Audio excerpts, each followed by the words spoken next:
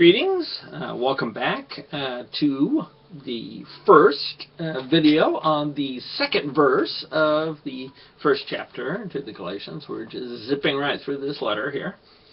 To recap from the first verse, Paul had introduced himself as an apostle equal with the other 12 apostles in Jerusalem. And emphasized that his office had not come to him through a gift from men.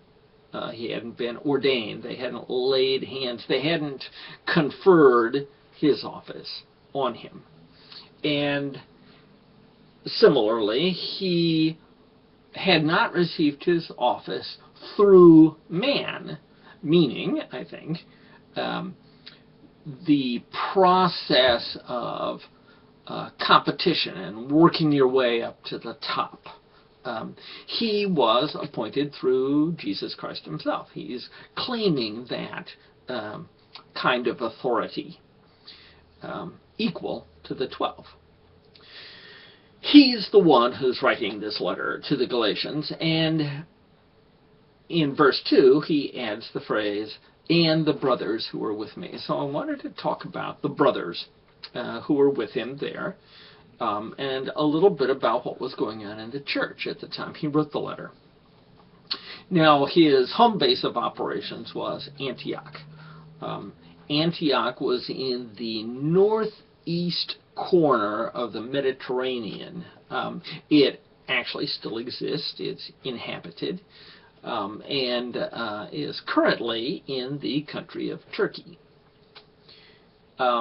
It's actually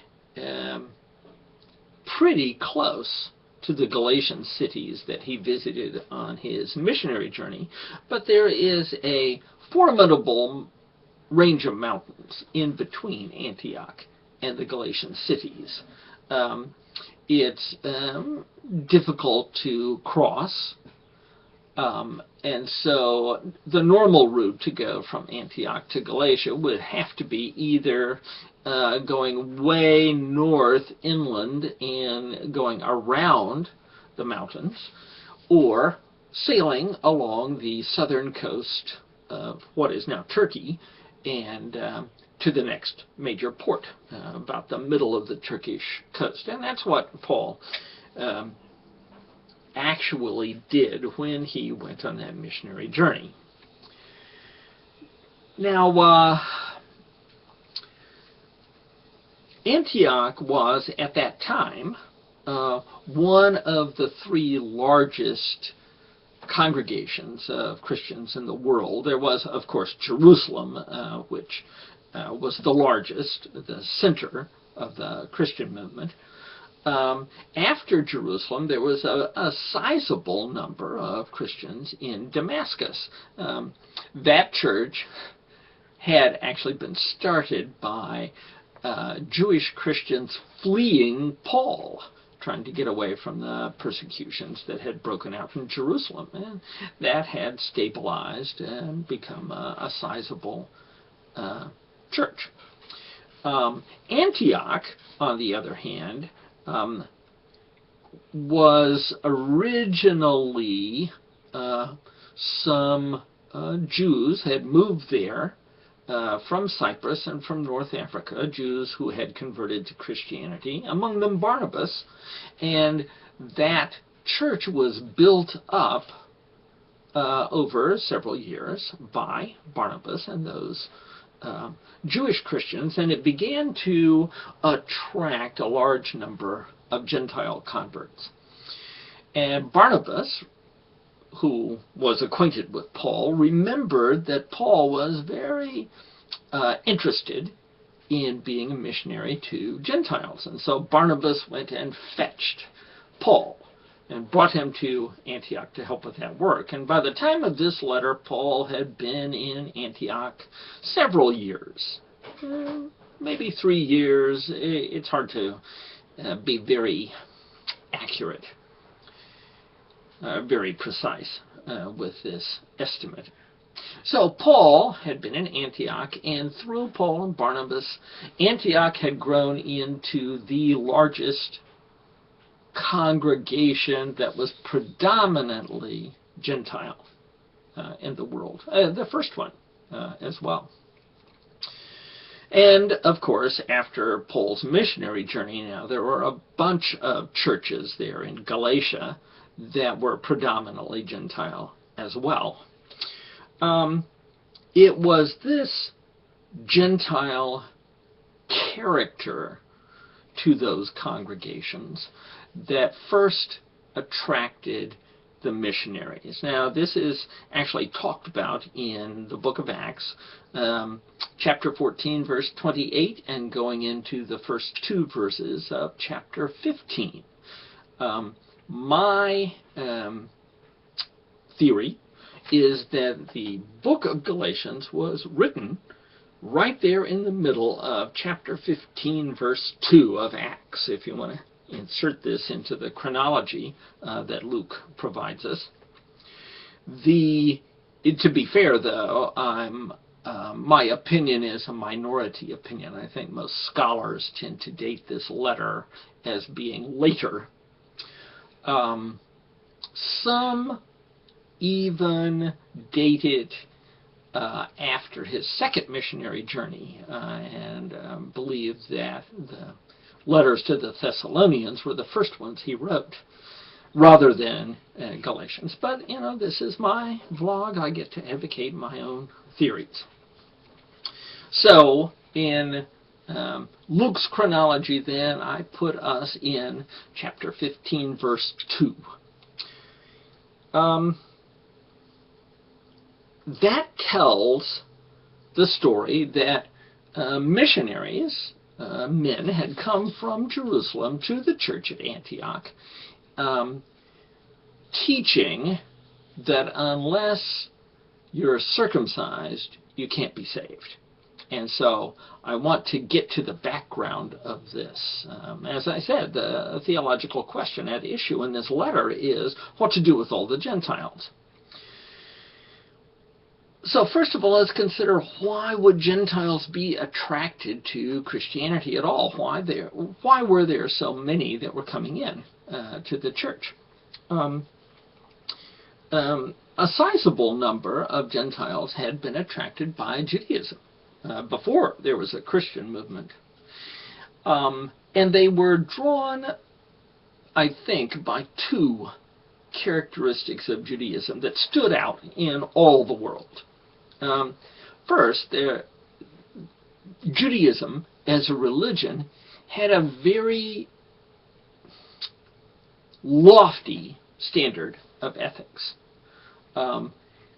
Pagan religions tended to be not particularly ethical.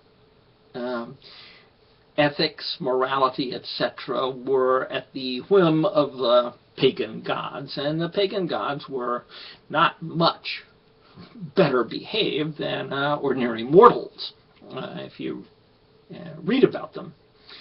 So I think the Jewish religion appealed to a lot of Gentiles ethically. There were a few philosophers that had attained to a very high ethical set of ideals, but Judaism was a substantial religion. It appealed to them. I think they were also attracted by the sense of intimacy between the Jewish people and the God of Israel. The pagan gods were not overtly friendly. One gets the impression they didn't particularly like people in general. They tolerated them, they used them, but love was not a word you would use to describe the relationship between a pagan god and a pagan worshiper.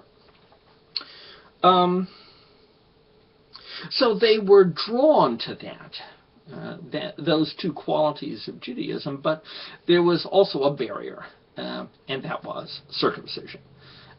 Many Gentile men, wasn't an issue with women, but many Gentile men who would otherwise have become Jewish held back.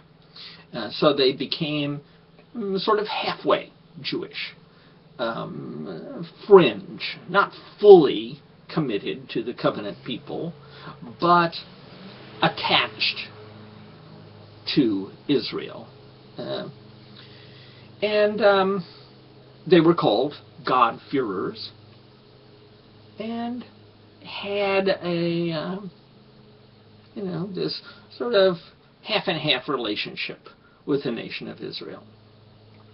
Now, when the gospel first started being preached at Antioch and then through Paul's missionary journey, many of these God-fearers were very drawn to the Christian ideas, to Jesus as the Messiah of Israel, and the emphasis that the Christian gospel had for them.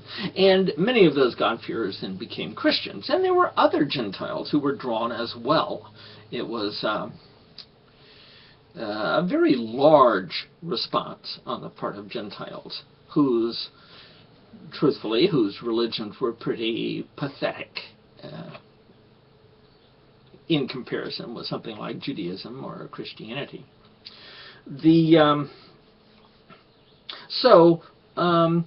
When these Gentiles became Christians, they were welcomed into the Christian movement, into the circle of Christians, into the church, and the question of circumcision never came up. They were just brought in. They were accepted, fully accepted. And there were leaders in the Church of Jerusalem who were perturbed by that. What had been a major barrier to the Gentiles becoming fully Jewish was no barrier at all to them becoming fully Christian. It seemed like Gentiles had found a short circuit to get out of what they disliked the most about Judaism and just go directly into the Messiah, which really Jesus belonged to Judaism. It didn't seem like a fair policy for the Christian church to have, to allow these Gentiles to just kind of sneak in the back door, no questions asked. So these teachers came from Jerusalem to insist that the same requirements imposed on Gentiles who wanted to join with Judaism had to be imposed on Gentiles who wanted to be Christian, unless you are circumcised. It says there in Acts 15:1, unless you were circumcised, you cannot be saved. And Paul and Barnabas had no little dissension and debate with them. It says there in Acts 15:2.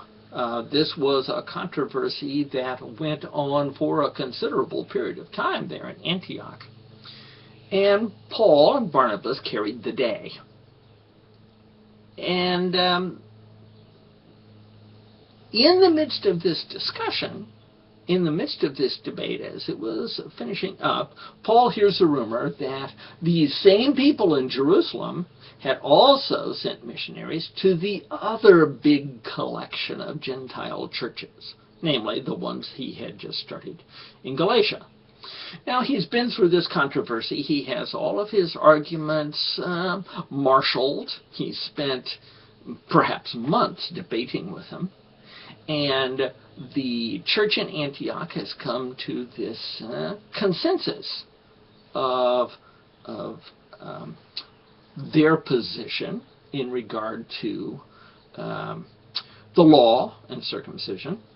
And so Paul writes it down. It's fresh in his mind. It's right there. He writes it down in a systematic fashion, and he sends it off to Galatia. And I think before he sent it, he shared it with the rest of the church. It was something that they had in common.